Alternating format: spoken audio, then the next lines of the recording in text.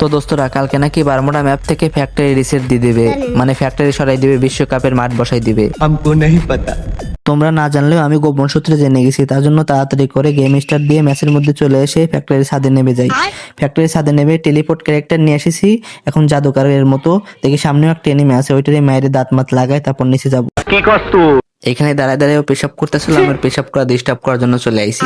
ও এখন পেশাব করা বাদ দিয়ে আমার সাথে ফাইট করা শুরু করে দেয়। তো ওর সাথে বন্দুক দিয়ে মারামারি করতে এক সময় বন্দুকের গুলি ফুরিয়ে যায়, তারপর আমরা হাত দিয়ে মারামারি করা শুরু করে দিই। দুজনকে ধরে আসার দিয়ে দেবো, একটা ধরে এখন।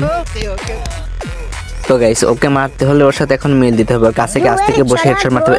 হেডশট মারলে মরলো না কেন, দেখুন পাশা মাসা ফাটাই দিব, কই পিছনে যাই পেশায় মারবো, খুশি মরলো না, মর মর মর মর মর মর হেডশট। আরে আমারে মারে। তো দোস্তরা ও আমারে মারছে, এই না যে আমি ওরে মারি নাই, ওরে মাইরে আমি গাঙের মধ্যে ফালাই দিয়েছিলাম। স্যার ও যা বলছে সব মিথ্যা কথা।